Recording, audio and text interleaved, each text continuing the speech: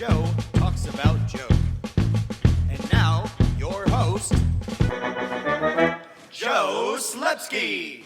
Hello, everybody, and welcome back to Joe on Joe. It is me, your host, Joe Slepsky, and we're back for a transformative week because the Joes really kind of set aside the spotlight and passed the mic to the Transformers this week as Joe on Joe Illustrated covers G.I. Joe issue number 142. That's right, this is the podcast where we cover all the cartoons, all the comic books in sequential order, page by page, panel by panel, in excruciating but hopefully entertaining detail. And I appreciate all of you listeners, new and old. If you guys want to do me a favor, give me a follow on social media at Joe and Joe Pod. It's Facebook, Twitter, Instagram. You can help support the show over on our Patreon, patreon.com/Joe and Joe Pod. If you're listening on any kind of like podcast catcher, feel free to give us a review. Appreciate that. That always helps raise the tide.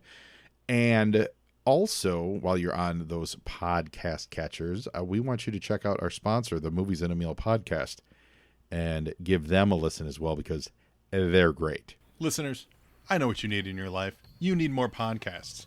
And you also love movies. So why not do a podcast that's about not one movie? It's about not two movies. It's about 3 movies and a meal. I'm talking the Movies and a Meal podcast. This show is great. It's brought to you by Keith, Brad, and Ben, and each week they bring a new movie to the table, which they all discuss as a group. And it's not, your highfalutin movies. It's What We Do in the Shadows, The Fantastic Four, Rise of the Silver Surfer, and Out of Sight. It's Bad Education, Ghost Rider, and A View to a Kill. It's X-Men Last Stand, Queen Sugar, The Mandalorian, and Major League 2. They are a lot of fun to listen to. You guys know Ben. It's our friend Ben Penseriga. He was a guest on Joe and Joe. In fact, Ben was the very first remote guest that I ever had on this podcast, so he's always got a special place in my heart. I'm really digging this. I just started listening to it last week. It is a lot of fun. They bring a guest in. The guest, I listened to their Heathers episode. They were joined by Kelly, and she went in depth on her favorite movie, which was Heathers, and it made me want to go watch Heathers to watch with them. I really dig it. So guys, find them out there at Movies and a Meal, Twitter, Instagram. Their website is moviesandameal.podbean.com. They put out 1 episode a week. Give them a listen, guys. Support them. Let them know Joe on Joe sent you. I don't think you're going to be disappointed. It is quite entertaining. And now back to the show. Now, before we get into it, I am just back from a fresh weekend in New York City, the week prior to New York Comic Con, because I planned poorly. But we had a lovely time, saw some friends, had a really enjoyable trip. And in the middle of it, as many of you, if not all of you, well know, it was HasCon 2022. So they made a bunch of announcements and a bunch of releases. And I was staggering through the streets of New York City trying to catch up. So huge thanks to friend of the show, Jeremiah Stafford, for keeping me apprised of what was going on sale and when. Lots of tweets and texts being shared left and right. And it's live now. And Hasbro app not loading and me trying to find a signal and go into the webpage. But I'm very happy to report I was able to secure my Serpentor without too much trouble. I got one of all the new figures, and I know it's off brand, but I'm saying it, guys. I love me some Indiana Jones. I've said it many times on the show. Indiana Jones is very special to my heart, so I did not hesitate pulling the trigger on that. I think Jeremiah said they announced something like 25 figures for that full line. That's a lot of Indiana Jones love. I think they look great. I'm excited for them. That Staff of Ra looks awesome. I don't know if that's just going to be like a cheaper plastic or if it's a little more high-end. But it looks good. It'll go really good right next to the fertility idol that I have here in Casa de Joe and Joe. And we also have a faux Holy Grail issue of National Geographic featuring Henry Jones hanging up on the wall, which is fun. So yeah, there's a lot of Indiana Jones house in this love. So I was really happy to see that stuff from Hasbro. I think Serpentor looks fabulous. I can't wait to get him. Let's see what there was a blue barbecue, regular Outback. Oh, I like the announcement. Oh yeah, the cover girl, and there was one more I'm forgetting. I'm sure it's I know it's a Mirror Seats, but what did they announce? They announced Tripwire and General Hawk. I'm excited for both of them. One, I love General Hawk, and two, I'm excited for Tripwire. That's great. I hope that whatever fate befalls the classified line, however long we're able to extend this, and hopefully it's for a very long time, I hope that they get to all of the originals. I think that would be really cool. I'm assuming General Hawk is going to be General Hawk and not Hawk, but I would love to see a Hawk version of it, and maybe it's just a repurposing of most of the figures, and then use the head mold from General Hawk to make a Hawk. But yeah, I'd love to see the original guys. Just get all the originals together. That'd be great, because we're getting there. We got Breaker, Grunt, now Tripwire, Snake Eyes, Storm Shadow. I'm sorry, Scarlet rather. Yeah, but that was great. So I haven't really absorbed everything that. Let's put it this way: I haven't absorbed everything that I bought. But in the middle of enjoying a vacation, I just went real quick, bam, bam, bam, bye, and I'll enjoy it later. So I hope that everyone within shouting distance got everything that they needed. So this week we're covering G.I. Joe 142, and this is cover dated November 1993. You were saying? I was, Stalker, and in that month there were a lot of other comic books that were on the shelf the same month as G.I. Joe 142. So what we like to do here for you new listeners is we like to look at other books that were on the shelf to kind of put this in perspective. When this book was happening, what else was happening in the comic book world? We're going to start at DC Comics, and we're going to start with two books. They both start with D.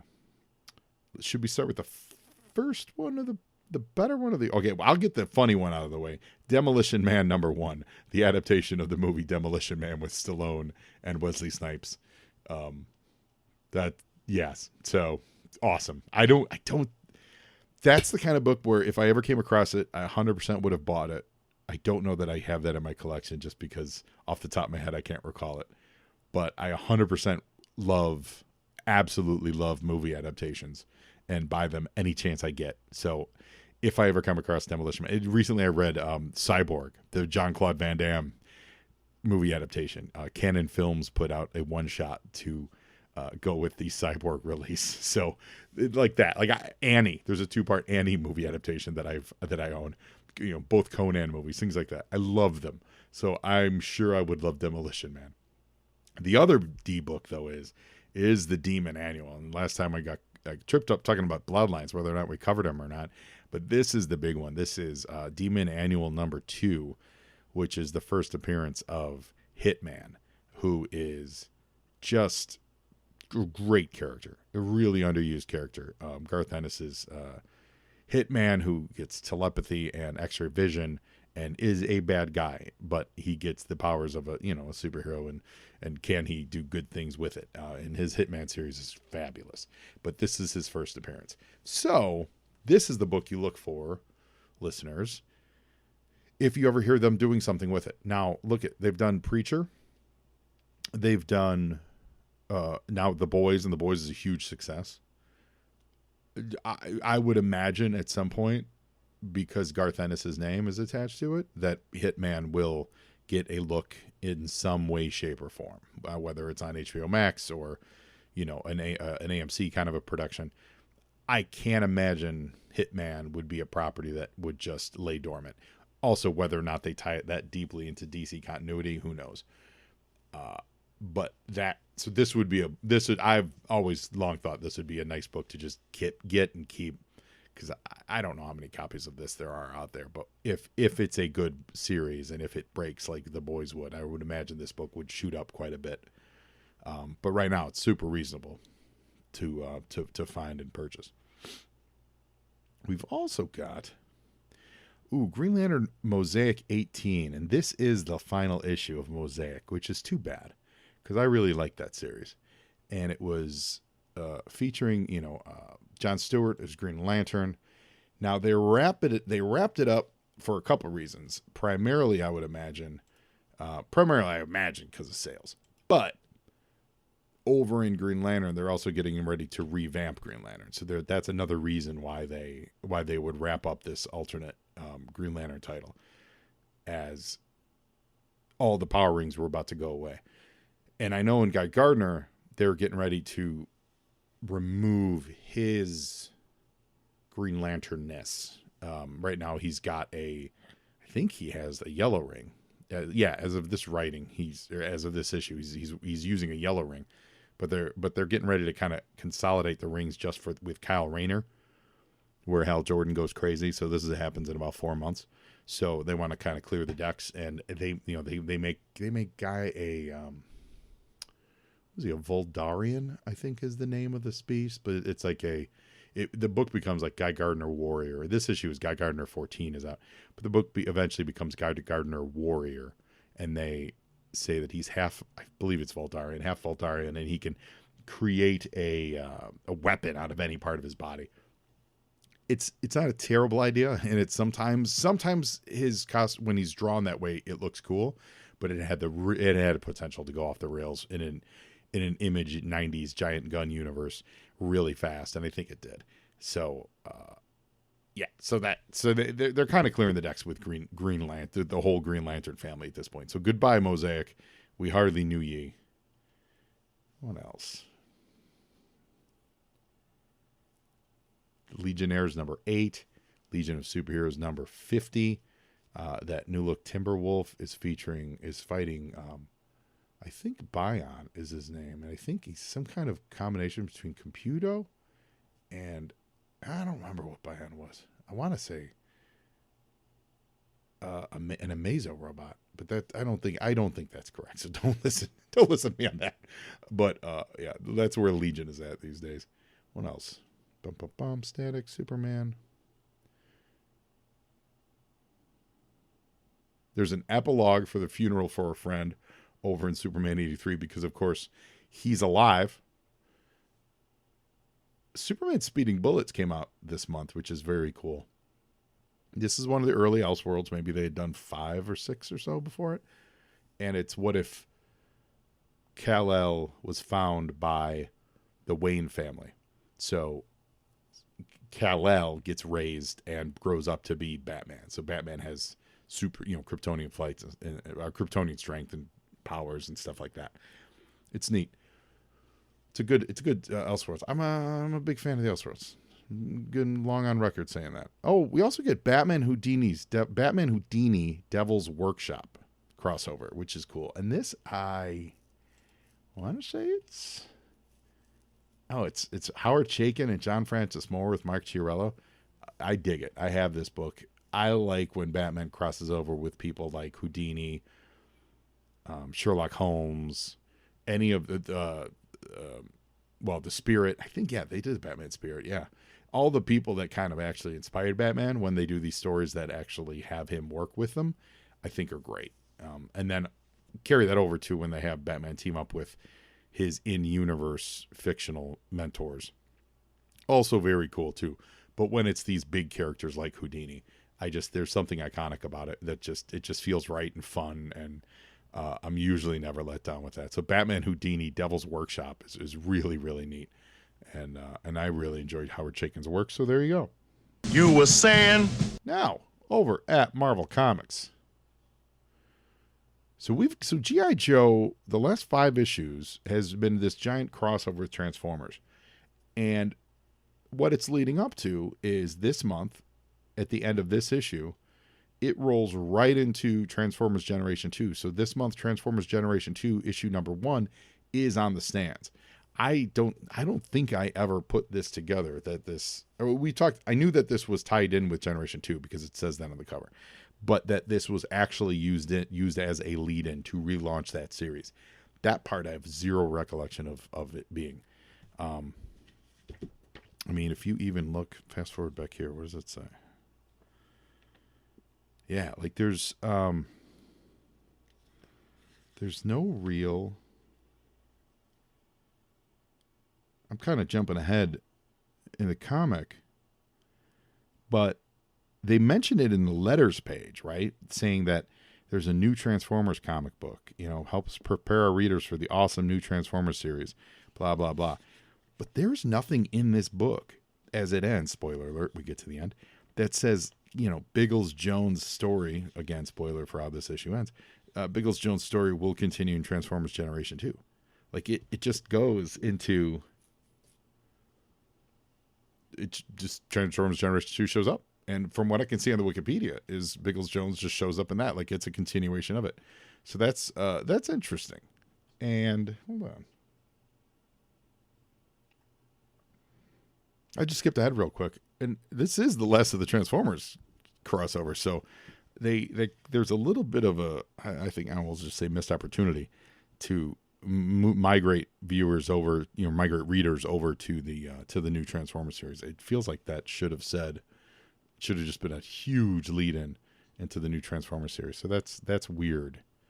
And I wonder why and or how that came about. But Transformers Generation 2, I've read, and it's been a while since I've read it. And I know that with all this G.I. Joe crossover, I need to go back and reread it. I just popped in one box that I thought it was in, but it wasn't. So I'm gonna do a little more digging. Maybe I can find those out, and we'll do a little Joe recap if I can of the G.I. Joe crossoverness of it. But I remember the issues of G2 that I've read, I really enjoyed, and I think it's because they were changing a lot. They were they use it to kind of like as a change agent. They introduced new characters, and they basically said we've already been canceled once. Good chance we're going to be canceled again. So let's just do craziness with it. And I think that's always enjoyable. That's always kind of bold storytelling especially when it comes to to like the legacy characters. Like I would say Transformers are. These characters that have a longer shelf life, but you have such large casts that you can afford to kill one or two off, or just even set them up for resurrection later on. Plus, Transformers Generation 2 #1 has that really dope gatefold cover of Optimus Prime's face, so I'm all for that. Also this month, Venom the Madness #1. I don't think this is a very good miniseries, but it does have the Juggernaut reflected in Venom's eye. So Juggernaut versus Venom, that's fun. I'm not going to deny that. Can't deny that. Wolverine 75, that's what we talked about last week. That's the big, he's had his bones ripped out. Now you got to deal with it. How does he survive this, this whole process? Which overall, I'm just painting some broad thoughts on this. I thought they handled it well, but I thought it was too loose of a storyline. And handled it well being that basically Wolverine goes super feral because his, healing factor has been being tamped down by having the metal in all these years. So when the metal got ripped out, once he actually healed, it just kept transforming him, no pun intended, into a feral-like creature. His nose kind of flattened out, and he had the no-nose era, and he just became this guttural creature, which I think was the case until he gets taken by Apocalypse. So I think it was the case for a little year. So it felt to me like it was the kind of equivalent to the Spider-Man clone saga, where it was a cool idea and then they never really had a way to end it, so they just kept going and going with it, and eventually it goes too far, and then no one's enjoying Wolverine. Versus let's take this cool idea and actually maybe wrap and figure out a good way to wrap the story up or end the story or get him his metal, whatever you want to do with it. That's my recollection of that. It's been a long time since I've read it, but it carried over. It was in the X books and the Wolverine books, and he just kept getting more and more feral with no real end in sight. Those are my Wolverine thoughts for the day. You're welcome, America. While I was in New York, speaking of comic books, I popped into Midtown, on Midtown. I think it's on 42nd Street, I think, or 40th, 42nd Street, I think, something like that. And I think 42nd. Anyway, lovely store. Recommend if you ever go, you should totally check it out. It's pretty standard comic shop. Lots of good stuff. Prices are fine. Most of them are cover. Most are cover price. I didn't see a ton that was jacked up. Back issue prices seemed fine. They kind of had a lot of G.I. Joe stuff. That's what I'm sharing this. They kind of had a lot of G.I. Joe. They had the They had like the Don Marino, I think it's called the Bishu is the brand statue, the anime manga style one, and then the Baroness version one. They had those in stock. They had a lot of stock of that new Snake Eyes that just came out. They had stock of the Destro PVC one that came out a little while back prior to the Snake Eyes, same brand. They had a bunch of figures on the pegs. They had a decent clip of back issues. They had trades. I picked up what would you call clips? What do you call those? Bag clips, like the little. It's that little thing that came out like last year or 2 years ago. The little chibi looking figures, and they have clips you put them on your bag just to decorate your bag. I was like, sure, I'll grab a few of these. And they also had the pin sets that are out now that I think they run about $40. With the Tomax and Zaymot and Shipwreck and Firefly, and then I thought there was one other set. It was probably Storm Shadow Snake Eyes, but I don't remember. I thought there was one other one that I saw. They had those. Then they also had the Storm Shadow model kit, as well as the Ninja bikes, both Snake Eyes and Storm Shadow Ninja bikes. So, listeners, I don't know if any of that is on your radar, or if you're looking for a place that has them, but call Midtown Comics, because they had them. And, I know they ship. So, anywho, that was neat. It's always good to see G.I. Joe in the wild. That's what I'm here to say.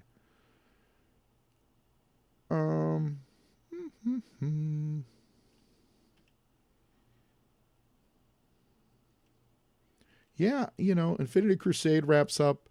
This would be the final Infinity story for quite some time, which is good. Starlin, more recently, in the last 10 years, would come back and do some more Infinity, like in the Infinity, various wrap-up stuff. But as far as like those big crossovers, this is the last one they did, because the industry itself is heading towards a cliff, whether they know it or not. The bloat is real. And so sales are starting to drop. And it's kind of reflected, I got to say, it's kind of reflected in these books I'm seeing. There's a few quality stuff here and there for real, but then there's just a lot of mediocre. A lot of mediocre. A lot of screaming faces and mediocre. So that's what's happening. Avengers West Coast 100, 101 would be the final issue. I believe. Not 10. Yeah, 101 would be the final issue of the series, but 100 is the big Mephisto issue, and that's when they went back and touched back on issues with Scarlet Witch and her twins and all that stuff. So that's, if you're a Scarlet Witch fan, that's always an exciting thing to get. Anyway. You were saying? Could go down various rabbit holes there. We also like to talk about what movies were in the theater that the month this book was released. So November 1993 corresponds to September. Cover date corresponds to the real world September 1993. September 3rd, California with a K and Brad Pitt. This was the David Duchovny. He was considered like the lead in this, but Brad Pitt stole the show for sure. Juliette Lewis, Michelle Forbes, and it's a steamy thriller, road trip movie, kind of like a Tarantino movie meets a David Lynch movie kind of a thing. It's been a long time since I've seen it, but I remember it was really popular at the time, and it was the big one that everyone saw Brad Pitt in, and lost their mind for. On August or September 8th, the Joy Luck Club, which was a big hit. Speaking of Tarantino and California, 2 days later, so a week after California hits, True Romance hits. Now, this movie is seminal for guys my age. Now, this is Tarantino wrote it, but Tony Scott directed it. And Christian Slater, Patricia Arquette, Dennis Hopper, Val Kilmer as Elvis, Gary Oldman, Brad Pitt, Christopher Walken, Michael Rappaport, James Gandolfini, Bronson Pinchot, Cousin Balky, Samuel L. Jackson, Saul Rubinek, Conchata Ferrell, Chris Penn, Tom Sizemore. You know all of those names. There's a bunch of other people listed here, but all those names and they all do stellar work in this. Just pure Tarantino writing with the flair of Tony Scott. Rest in peace. I've seen True Romance, just an absolute crap ton. It's so good. When we first moved out to California, we drive by the hotel that they stayed in, and of course I recognized it without even thinking about it. I wasn't looking. We were just driving down the street. I wasn't looking for it, and my eyes caught it. I'm like, oh, that's absolutely the room where James Gandolfini took the toilet lid to the face. And if you don't love Patricia Arquette and everything she does based on her performance in True Romance, then I don't know what's wrong with you. There's so many great things to say about True Romance. So that's September 10th. So that's great. September 11th is And the Band Played On, which was an HBO movie, and it was based on the book, the 1987 best-selling book about the politics, people, and the AIDS epidemic. I've never seen this, but I know this one. It's won like every award ever, and it's important stuff to talk about. I wonder if it holds up, like years later, or if it's, if it's a bit much. Like what is that one? That movie Crash that won all the awards. Then real quick after that, people were like, "No, it's too heavy-fisted." But I've never heard anything but great things about it, and the band played on. So that was out on HBO on September 11th. September 5th, 17th. Oh, this was no good. Striking Distance with Bruce Willis as a Pittsburgh police homicide detective with Sarah Jessica Parker and Dennis Farina and Tom Sizemore. That was not a good movie. It just didn't work. Speaking of Dennis Farina, I'm sure we told the story at some point on the show, but Toilet Teal, my wife, she was in a commercial with him. And it was a national, and it was exciting, and she got cast, and she had a speaking role, and she was like, hey, and unfortunately he passed away like a month after it started airing. I love Dennis Farina. I love him from everything he did, Midnight Run most specifically. But that was, every time I think of Dennis Farina, I always think of that. I'm like, yeah, they turned that commercial off real quick. September 24th has Dazed and Confused, which is a classic. The Richard Linklater Texas set movie about high school kids in the 60s, which is, was it 60s or 60s or 70s? No, I think it was set in the 70s. Yeah, I'm sorry, it was set in the 70s, not 60s. Wonderful movie, really great. And then A Bronx Tale on September 29th. Directed by De Niro, starred Chaz Palminteri. Crazy, tragic story with the lead in that. Check him out, Google him, you see what happened there. But that movie's really, really great. Yeah, I just had to verify. Dazed and Confused, 1976. That's when it takes place. Such a great movie. Ton of people, like a ton of people in it that would go on to do things, big and small roles. So. That's a fun movie to always go back and revisit. Anyway. You were saying? I was, and now... Now, mass is ready. Okay, so like I said, this is a very Transformer-centric comic book. So I've got a bunch of tabs open for the Transformers characters themselves, because we get some deaths in this. There's a lot of action that kind of hangs on knowledge of Transformers, which this is a G.I. Joe show, and I know a fair amount, but I wish friend of the show Matt Kyle was here with me, because he would be able to go in depth on this stuff. But we're gonna make our way through it, and it's a good fun issue too. So it's a culmination of all this. So G.I. Joe starring Snake Eyes, 142, featuring Transformers. Robots in Disguise, Generation 2. There's a lot of verbiage on the cover, but it's a strong Megatron cover. I like the detail by Will Rosado. I like the detail that he puts on the bottom of the foot of Megatron, as that foot is about to crush Scarlet, and possibly Cobra Commander too. Actually, there's he gives like tread to the bottom of Megatron's foot, which is cool. And behind him, you have an aerial bot. I believe that's Skydive. looking on in sheer horror, but also kind of hiding behind a giant house, which is really funny when you think about it. And Megatron's holding the transport tube that he was going to put Biggles Jones's brain in, and he's carrying Biggles Jones in the other arm. So I will say this: the cover itself is out of perspective. Well, no, I guess not. I guess that's a building. So if you look at the roof of the building on the right, but that's a different building, so that building could be taller, but then the roof is missing. It's hidden behind Megatron, so it just makes it look awkward. I guess if you make that one building, it might, yeah, anyway. Well, no, yeah, those are two different buildings. So forget I said that. It's not wrong.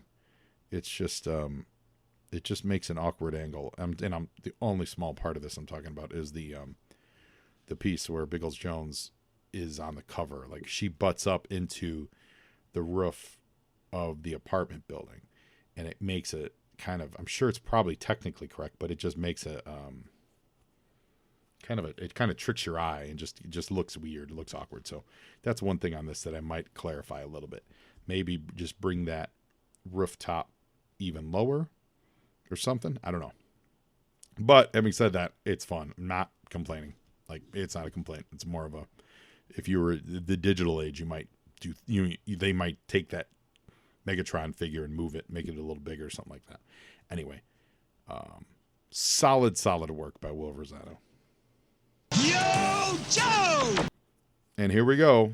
It's recreating the cover image, which is, something that I love about comic books. I love when the covers reflect things that happen in the book, and they don't waste any time doing it. It's Megatron with his foot perched right over Scarlet. If you remember last time, she was standing in defiance saying, "I'm going to get you," and she only had a sword in her hand, so how she was going to get him, I have no idea. But she claimed to be able to do it, so we were going to see if she can do it. And he's holding Biggles Jones, and Scarlet's going to save her. Yo, Joe! 2-page spread as per usual. Larry Hama script. So we've got Jesse Orozco and Will Rosado on pencils. So then inks are by Chip Wallace, Tim Twohy, Ariane, and Steve Alexandrov. We've also got Rick Parker on letters. Coloring is done by Andre Ani and Chai. Mike Lackey is the editor. Tom DeFalco is editor-in-chief. So this is the Final Transformations is the name of the story. And so this is that great 2-page spread. Now, you got on the left-hand side, you basically have Megatron getting attacked, although you do have, what's his name? His name's Steeljaw in the picture on the left side, but it's not entirely Megatron. It's also where Scarlet is making her escape from underneath his boot. And on the right-hand side of the splash page is where all the Autobots are standing. They're firing at Megatron, and Cobra Commander is making his way in the forefront. So this is actually, I like this. It's neat. It's on the left-hand side, you're giving prominence to the bad guy with a couple of good guys in the middle, and then in the other side, as the good guys take kind of the center stage, you have the bad guys in the same place that Scarlet was escaping on the other side. You know what I mean? So like everyone's kind of diminished in the right ways to make a nice balanced double splash page, if that makes sense. It's good. Like if you had Scarlet running on the side of the good guys and Cobra Commander running on the side of the bad guys, you see, it would just be bad against good. I like this. It makes a nice mesh in your head, and it's Cobra Commander and Zorana. There's an Alley Viper and a regular Viper, a couple of regular Vipers, and they're kind of making their escape. So we have a misnomer here. Hot Spot is called Hot Shot. And I got to say, when I first looked at him, I thought it was a new way to draw Optimus Prime. But he's not. He's a fire truck, and he's very cool, and he's part of the Protectobots. So that's who we got. So we got Hot Spot, who is part of the Protectobots. He's the fire engine, which is pretty neat. He seems to be taking the leadership role. We've got, like I said, we have Steeljaw. Steeljaw is cool because he's one of the cassette tapes and he's a lion, so that means he hung out with Blaster, and I had Blaster, and I loved Blaster. We've also got Skydive, who is an aerial bot, and Skydive is a jet plane. I'm sure there's a specific type of jet plane. I'm literally on the Wikipedia page, but I don't see it jumping out at me. But it's like a fighter jet, kind of an airplane. According to Wikipedia, he'd prefer to be in a cozy library than actually in the sky. He's very bookish. Good for him. We also got Brawn, which is an old school G1 guy. He's one of the OGs, like for real. I totally remember Brawn from the cartoon. He was transforms into a Jeep, a green Jeep. Think like the Jurassic Park kind of a Jeep. That's Brawn. And then there's Override. Now, Override is what's he transform into? Kind of a motorcycle? Yeah, he kind of transforms into a motorcycle. That's what it appears to be. Or like a two-wheeled kind of a scootery. Yeah, so it's a motor. Yeah, it's a motorcycle. Yeah, it's a motorcycle. And then, did we get everybody? Oh, we got Biggles Jones, Brawn, Chase. Oh, I don't think we covered Chase. Chase is a throttle bot. What's a throttle bot? I don't know what a throttle. Oh, I know what a throttle bot was. Their wheels were loaded and you pulled back on them and they were spring loaded. That's what a throttle bot was. Totally remember. I'm betting you that's correct. I'm betting you that's what a throttle bot was. If not, I apologize. Don't at me, Transformers fans. But if memory serves, that's what a throttle bot was. He turns into a Ferrari Testarossa. Yep, here it is. Chase's primary gimmick is a pullback motor that sends him zipping forward in either car or robot mode. And because of that motor, his very, very first one, I'm looking at a picture of it, was real basic because basically he couldn't transform all that much. So like his feet were stuck together and his arms came out. But that's totally what a throttle bot was. Oh, it's fun. They've made more normal versions of them, and that more transformative than since then, of course. Cool. So those are the Transformers that are in the mix, gang. Yo, Joe! And don't get used to them because they don't last around. Megatron makes short work for them. So Skydive is flying overhead and he gets hit by that giant railgun that Megatron has incorporated into him, and it punctures Skydive immediately. He transforms, but he's still alive as of this point. But we'll see how long that lasts. Megatron is absolutely on a rampage. With Cobra Commander asking him to hold off on inflicting some damage on the town. And that's not going to go over well with Megatron. I'm not sure which pages were Rosado and which pages were Orozco. I think these are the Orozco pages because later on I'm fairly positive I know which ones are the Rosado ones, and there's just some key differences. I feel like Rosado may have done, like maybe he got behind or something, like because his pages also aren't as they're not as detailed and fleshed out. Plus, with the 4 different inkers, that also makes me think that this whole thing may have been delayed. So I think. So I don't want to put. I honestly don't, because it's a nice match between the two. But there's not a lot of difference in storytelling and stuff. So I don't want to put a big caveat like, oh, this is this page and that's a that page. But I think that I have a feeling that may have been the case, that maybe this was running a little behind schedule. And I would imagine a book like this that tied into the Transformers relaunch had to be on schedule. Like you couldn't be late. You probably had, and they probably had a lot of changes, and you're drawing Transformers, not G.I. Joe. So I would imagine this issue had a troubled, and this is 100% speculation, but this one probably had a troubled birth. Yo, Joe! So now Megatron is wailing on everybody.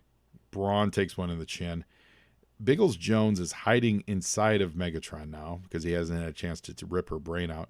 And Scarlet is squaring off. She's using Slice's sword.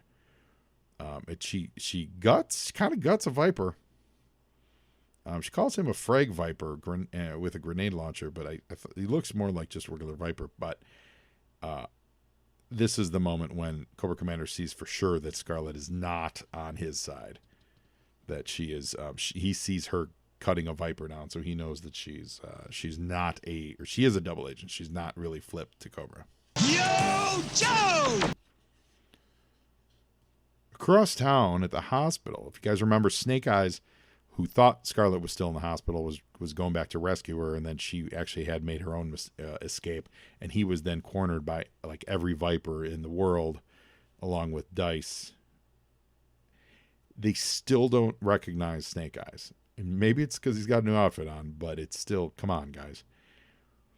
The one lead Viper says, "Let Slice go, whoever you are, or we'll fill you so full of lead you'll have to declare yourself a toxic hazard."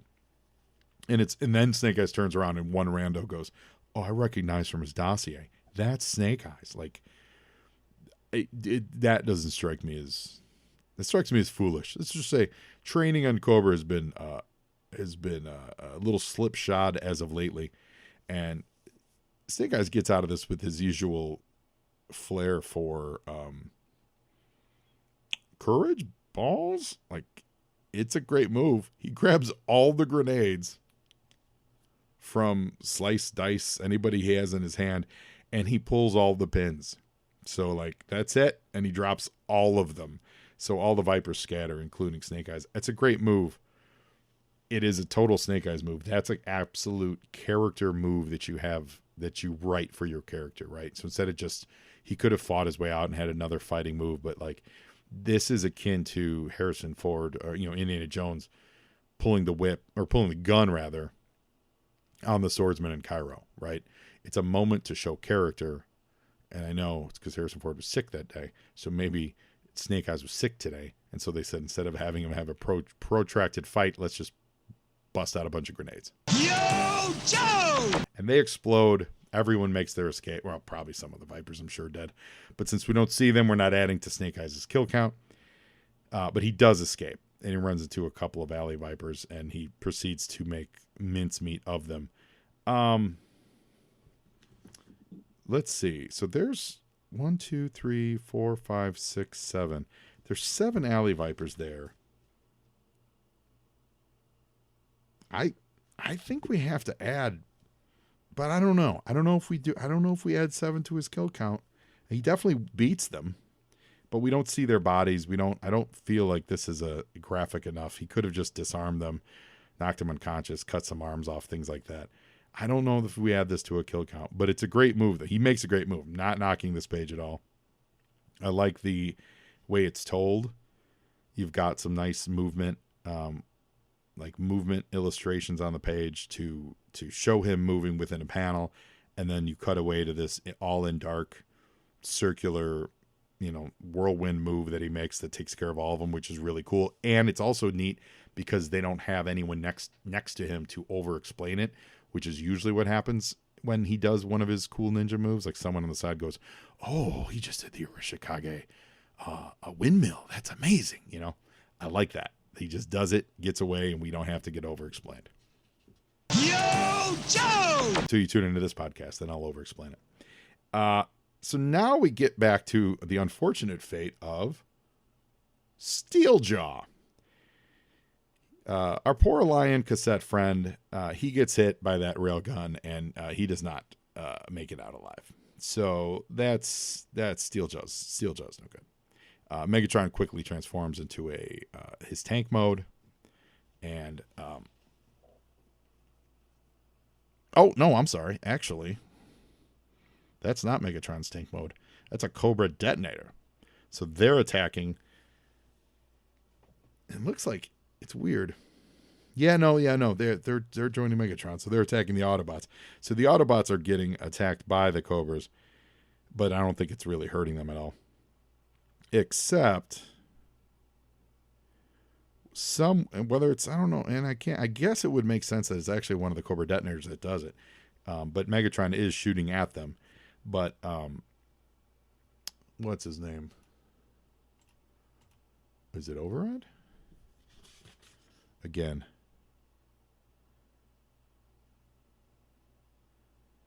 This is where my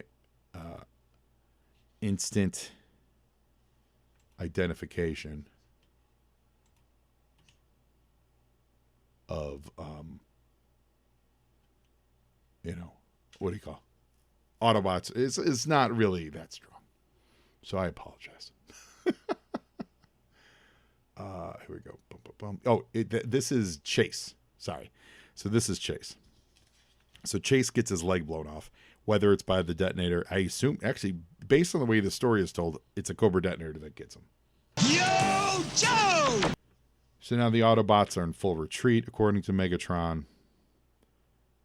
And he knows that they got there in an intergalactic transport. So he needs to find that. He's going to find that. And when he does that, that's when he comes across Chase, who's laying in the street with no leg. And so his leg got blown off by the Cobra detonator. Then Megatron shows up and finishes him off. And it's adios for Chase. And he finds, in a move that's so out of Batman 66, he sees traces of mud on Chase's leg. And he tracks that mud.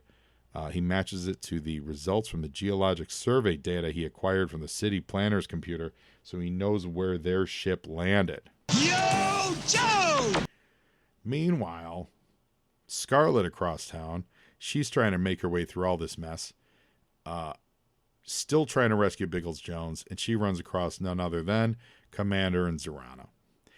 And I don't think I've mentioned this too much in the last few episodes. Cobra Commander, Larry Hama, is really taking this opportunity to explore Cobra Commander's dialogue in a wonderful way. He's really hitting the thesaurus.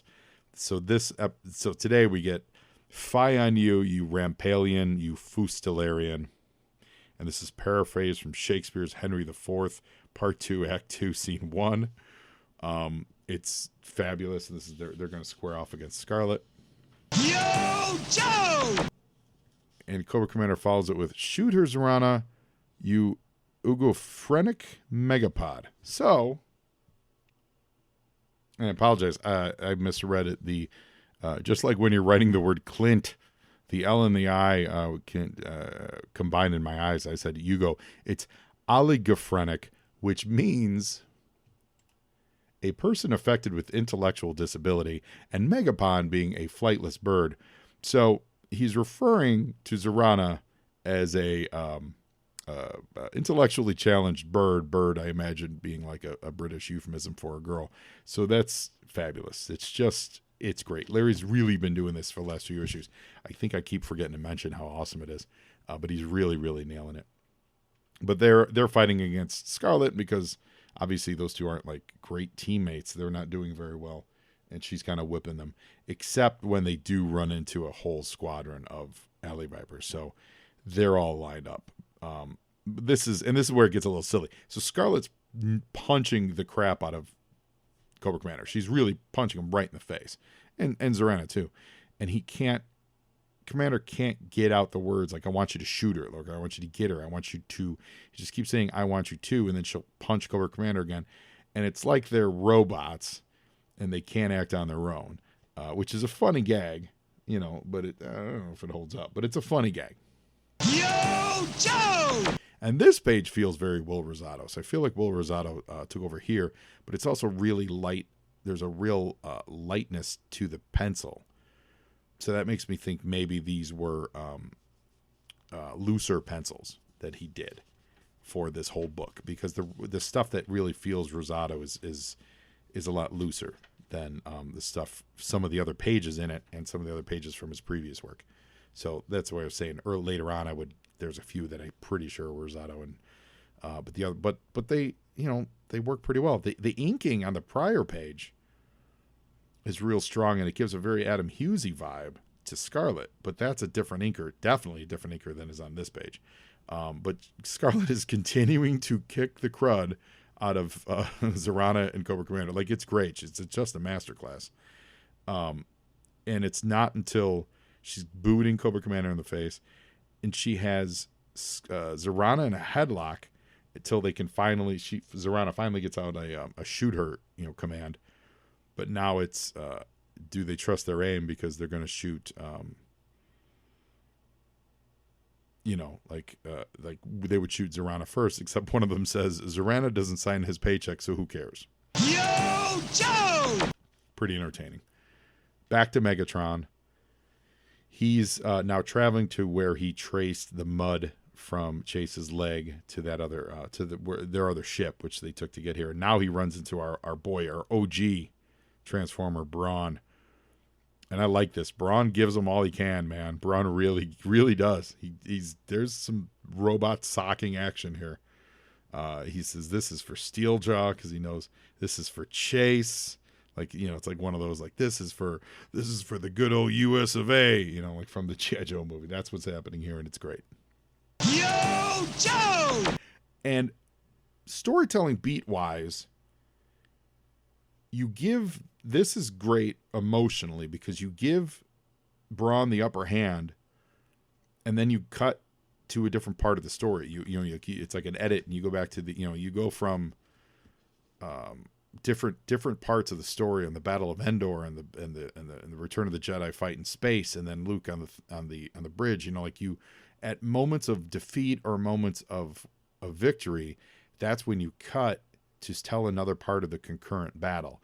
Because whether it's a down moment or an up moment, it's still a moment that gives a reader emotion, and they hold on to that. You don't want to squander that. You can carry that emotion through multiple pages while you tell the rest of the story. And ideally, the other parts of the story also do those ups and downs as well, therefore giving you all these moments of ups and downs.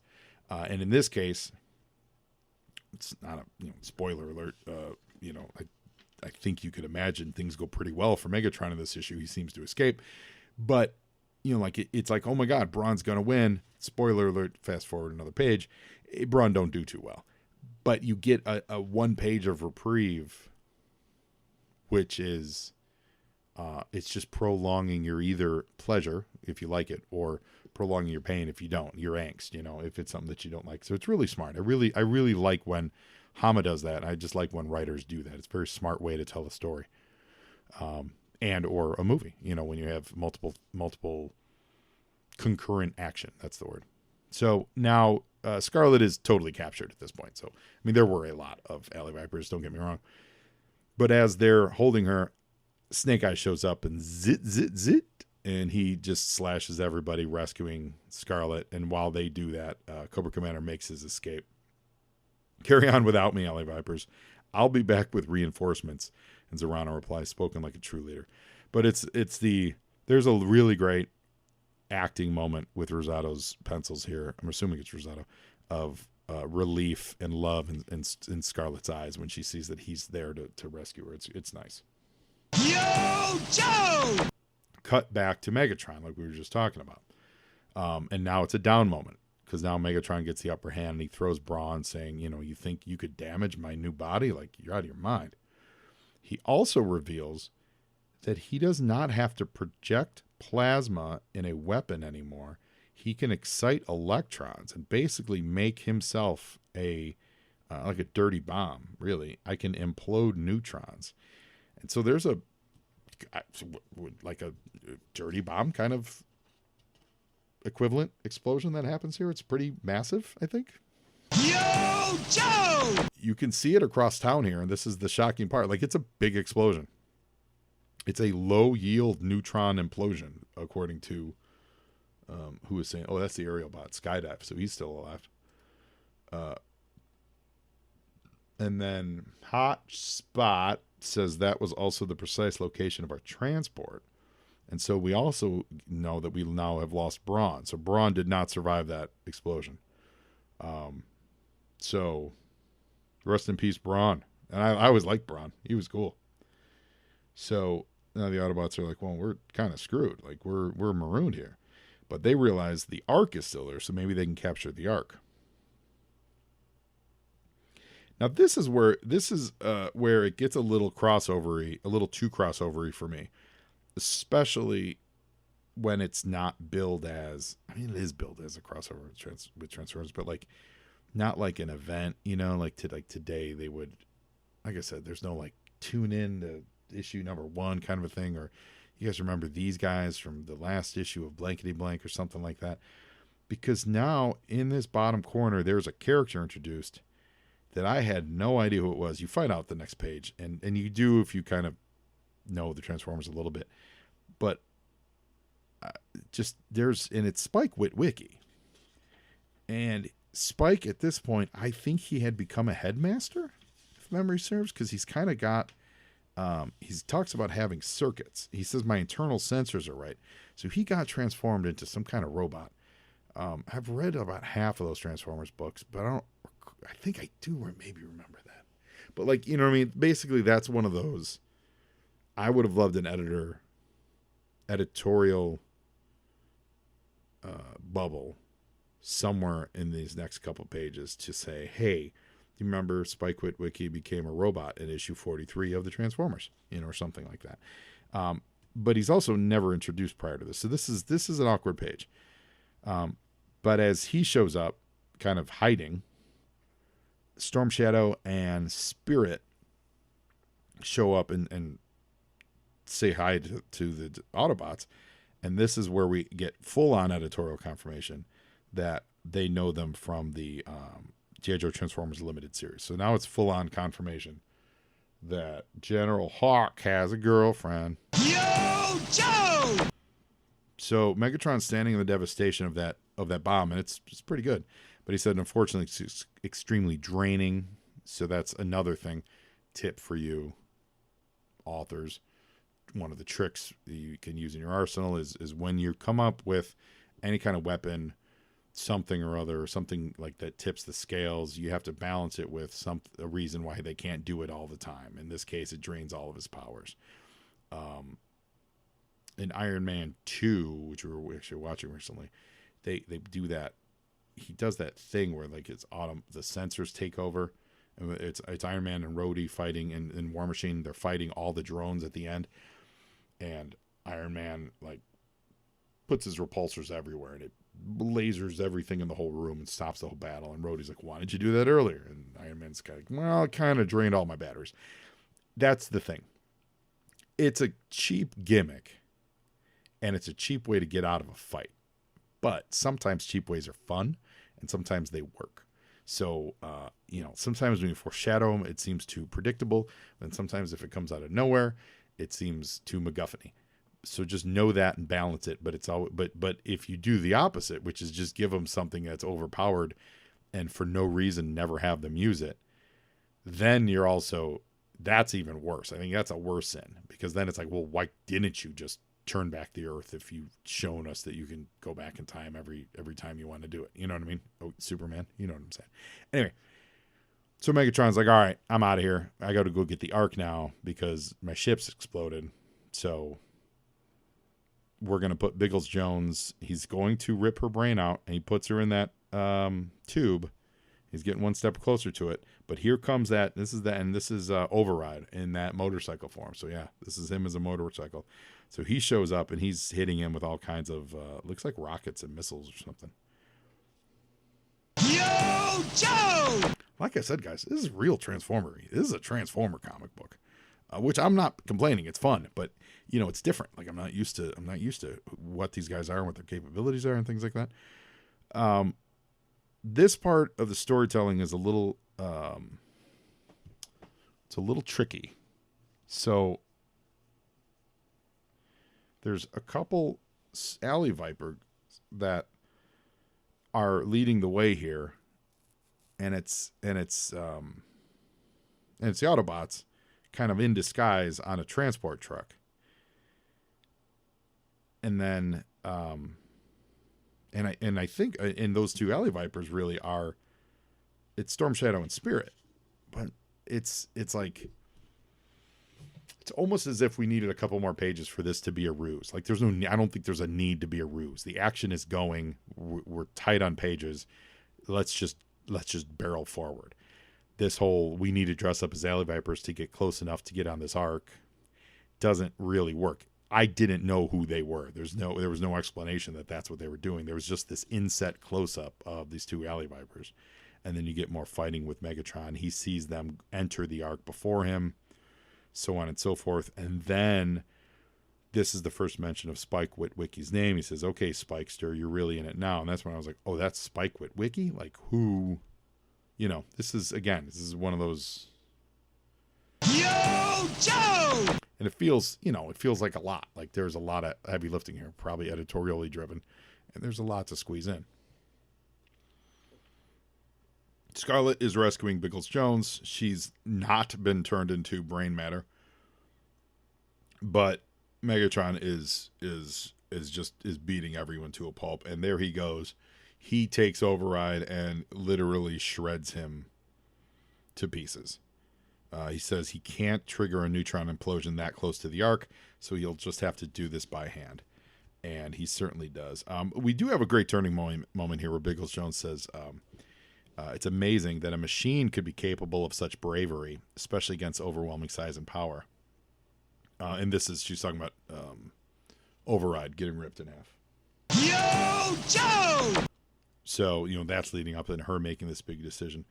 But now we go, and this is where we have to kind of explain that ruse for no reason that was happening on the previous page, where it says, clever idea, Spirit, getting the Autobots to turn off their systems on a time delay so they would read the ARC sensors as inanimate, non-sentient machines, therefore non-threatening. And now that they're in the ARC, we can discard these Alley Viper uniforms and hightail it out of here. You know what I mean? Like, that's one of those things where he probably planned it that way as a plot point, and it works, and it's fun, and it's cool. But having no idea, it was real confusing in the execution. But it does make sense, though. They go inert, they get past any sensors, and then for some reason, I don't know why Storm Shadow and Spirit would have to disguise themselves to fool the Ark, but they did, and they do. In a perfect world, you probably could scratch the disguise part and just have them, hey guys, you turn off your systems, we'll get you inside, and then it's on to you. And here we go. We learn that Spike Witwicky is stowing on board the Ark. This is set up, I'm sure, for the G2 comic book. Yo, Joe! So Scarlet, Storm, Snake Eyes, and Biggles Jones, they're making their escape. Remember, Megatron still wants Biggles Jones, and she realizes that he's going to smash them all, so she has no choice, but she's going to have the bravery of her machine, and she gives herself to Megatron. Yo, Joe! I genuinely thought she was just going to put a bullet in her own head. I really did. Because by giving yourself to Megatron, aren't you giving him exactly what he wants? That didn't make a lot of sense to me. Because all he has to do is throw you in that extractor, get your brain out, and then you're screwed. So, her giving herself to Megatron does not seem brave. It is. Don't get me wrong, it's not brave. But it seems dumb. It seems more dumb than brave. Because now Megatron has what he wants. Which we see by him heading to the Ark, blowing right past Cobra Commander. Cobra Commander asks him, like, hey man, like, you were going to help us. And he's like, get bent. And the Ark picks up and takes off. Cobra Commander realizes Millville's cover is blown, so they're not going to be able to use Millville anymore. Yo, Joe! And this is the page that should have a to be continued. Follow the Megatron story, follow the Autobot story, follow Spike Witwicky's story in Transformers Generation, Generation 2, issue number 1. That should be bold and on this, but that should be the bottom half of this page. But it's not, and so you get this. The Joes are like looking off at the Ark, saying, poor Biggles Jones. I wonder if she knew what she was getting herself into. We see that Spirit and Storm Shadow are off the Ark. We know that the other Transformers are on the Ark as stowaways. Spike is on the Ark as a stowaway. We also, there's a little bit of, we learned that Biggles Jones had programmed a virus into the machinery, which Megatron also sniffed out and repurposed it to put into Cobra vehicles. I don't know if that'll come back later. But he says, maybe I won't core and freeze her after all. Perhaps I can find a way to bend her talents to my ends. And then it just says next Dark Island, which is the G.I. Joe issue.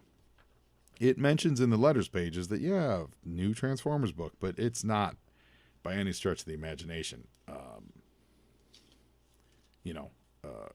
a natural lead-in to the new Transformers book, which is weird. It's just weird that they would miss that opportunity. We've got letters from Justin GRT ELT. I don't know how you pronounce that. Girdled? That's a mouthful, though. We've also got letters from Rick Lashwa from Pleasanton, California. Nathan David Mackey, M-A-K-I, from Kanata, Ontario. Jeff Steele from Jackson, Mississippi. T. Jonathan, withholding his address. And Michael Olmstead from Fairfax Station, Virginia. Michael, you get the special G.I. Joe Award for sending in 7 letters in 1 week. Michael, you were busy. And Michael's asking to bring back Metalhead so he can do more damage at the G.I. Joe pit. Also let the Joes with a few major battles and kill some Cobras. Wow. Oh, he says let the Joes win a few major battles and kill Cobras. Wow, yeah, okay. Also, bring in some Joes that haven't appeared yet in the comics. You did a good job. So good job, Michael. That's a fun letter. So yeah, so that's it. It's cool. I like that they hid the big Transformer fight. They saved us to the final issue. I really do like that. Because of that, it's a little confusing slightly, and the Joes certainly take they're not center stage for their own book, which is fine. Like they're a part of it, so that works. I like the finality of some Transformers getting whacked. That's kind of neat. And yeah, I think it sets up well for a book. I just think that they missed an opportunity to make it more apparent and more obvious to the readers that leave this and go directly into Transformers Generation number 2. So I was looking on the Wikipedia, and